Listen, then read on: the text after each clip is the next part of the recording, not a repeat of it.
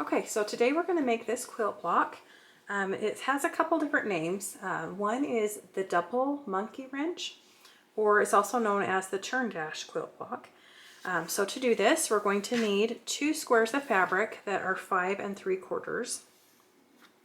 We're going to need 4 strips of fabric. So we'll do 2 purple and 2 of this cream with the pumpkins on it. These are 2 inches by 10 inches. And then for our center block, we're going to fussy cut so that we get a cute little cat in our pattern. So we're just going to need a block that's 3 1/2 inches. So I'm going to take my ruler and I'm just going to place it so that the cat is in the 3 1/2 inch mark. And then we'll just go ahead and cut that. I'll just start with that end. And then I'm going to line up my 3 1/2 inch marks along that cut line that I just did. And then I'll cut on this edge right here.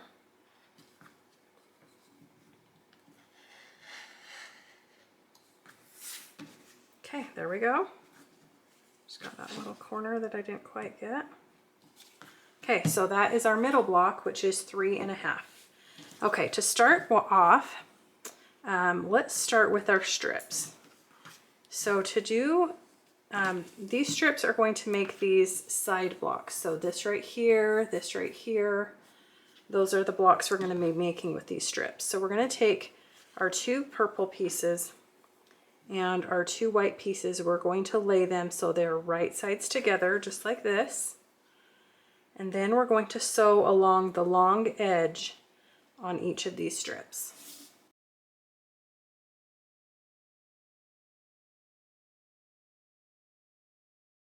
Okay, so here we have our 2 strips and they're sewn together.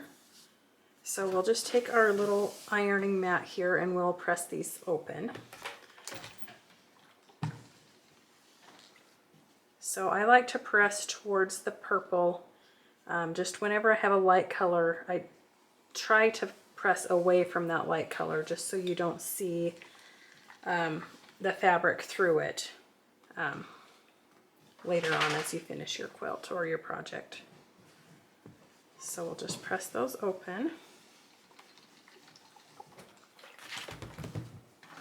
All right, and then next we're going to cut these so that they are 3 1/2 inches. So right now the direction, or from here to here, is 3 1/2 inches, but we need to cut them this direction. So I just line them up with my cutting mat, and I just line up one edge along the line. And I like to do the 1 inch line because then I can see the numbers more easily, but if you had a big piece, you could, of course, line it up with the edge. I'm going to trim off just a little bit off of this edge, but I'm just going to lay both of my pieces down, line up one edge along a line, and then I will take my straight edge here and try not to mess up your fabric when you set it down. Okay, so I'm just going to take the straight edge and I'm going to trim off those little pieces on the end. Just make sure that the ruler is lined up with the markings. And then we'll just trim off those little pieces. And then I just move my ruler down to the 3 1/2 inch mark, and I just line it up on the bottom and also on the top. Make sure that my fabric didn't move as I moved my ruler, and then go ahead and cut. And then since 3 1/2 plus 3 1/2 is 7, I'm going to go down to the 7 inch marking, and I will trim right there. And then I have the 4 blocks that I need that are 3 1/2 inches square. And these are just extra scraps. You can use them for something else or throw them away, whatever. Okay, so we have those blocks. Now next we're going to make our half square triangles, and we're using the 4 at a time method. So we're just going to take our 2 pieces. These are 5 3/4. We will put them together with right sides together, and then we will just go ahead and stitch all the way around the outside of these blocks.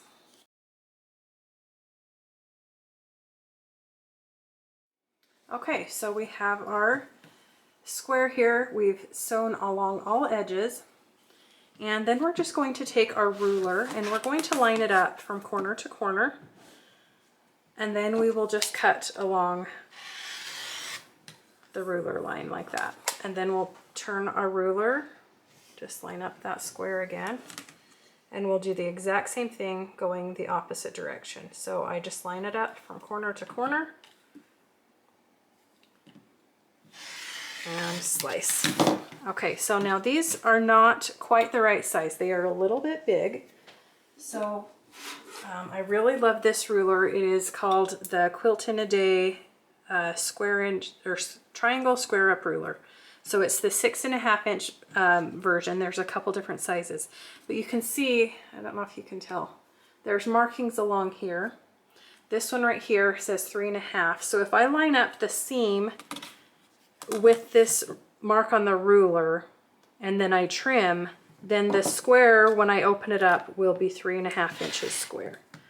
So it's really handy to have. You can also, the other side has even amounts, so if you needed a 3-inch square, then it would be 3. So then you'll just do that, and then you have your half square triangle, and it's the perfect size. So we'll just go ahead and finish doing that with the remainder of our half square triangles.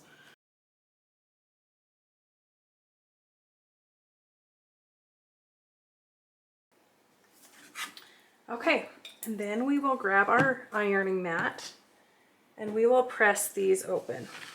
So again, I like to press away from the white color fabric if I can, just so that later on down the road you won't see that dark purple through the cream colored fabric. So I'll just go ahead and press these all open.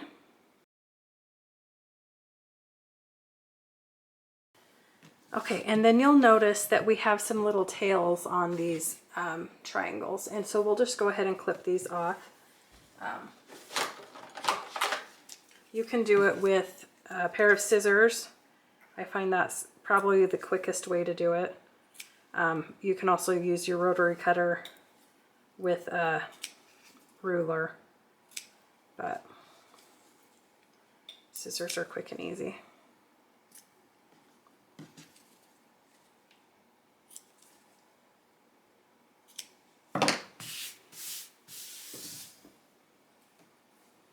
Okay, so there we have our 4 half square triangles. Now we're just going to lay out our blocks. So let me just grab our center piece. This is our center. And then we're going to take, if you want to look at this one as I'm doing it, to kind of see. We want our center block. Then we want to have our half square triangles with the purple facing outward. So we want the purple towards the outer corners.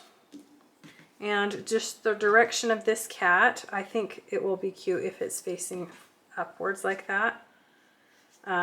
Same with maybe that one. Let's see if we can get these to all the cats to be facing right side up. This one's not showing much, so we'll just leave that there. And then we'll take our strip pieces of fabric and we're going to line them up with the purple facing outward. And this will give us our double monkey wrench or churn dash look. Now I did a quilt block last week that is very similar. It's called the Greek cross. And actually all the pieces are exactly the same, but the way that you line them up creates this different look. So they still have the half square triangles, they still have the strip pieces, but just the way that you line it up gives it a completely different look. So I just thought that was interesting. So we'll go ahead and next we're going to sew these together. So I'm going to take each line or each row and I'll sew this row together. Then I'll sew this row together. Then I'll sew the bottom row together.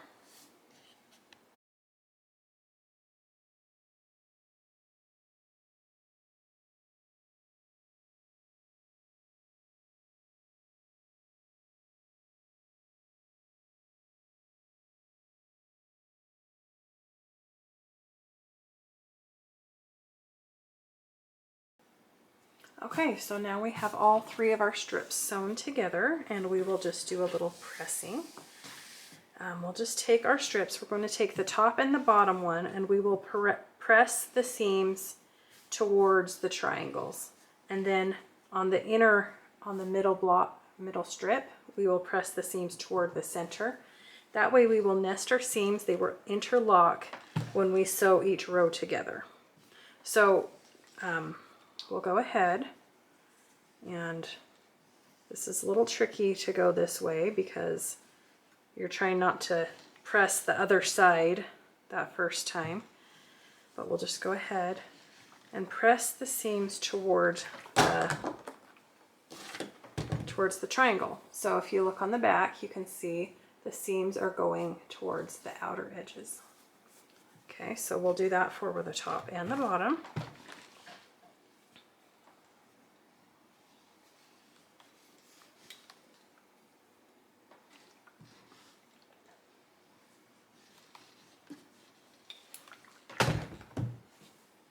Okay, so there we have our top and bottom, and then this middle piece will be a little easier. We'll press towards the middle.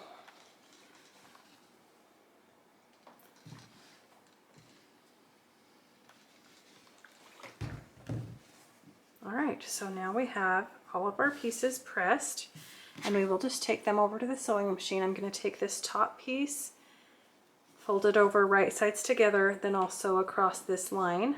Once that's done, I'll take this bottom piece, sew it along the bottom right there. Okay, so one thing that I do as I'm sewing, we pressed the seams in opposite directions so that they will nest. What that means is they'll interlock as we sew. So when I'm sewing, I'm always sticking my fingers and making sure those seams are lined up, and I kind of hold that spot as I'm sewing so that those seams stay nice and perfect and they line up great, and that's how you get sharp points and get your seams to line up correctly.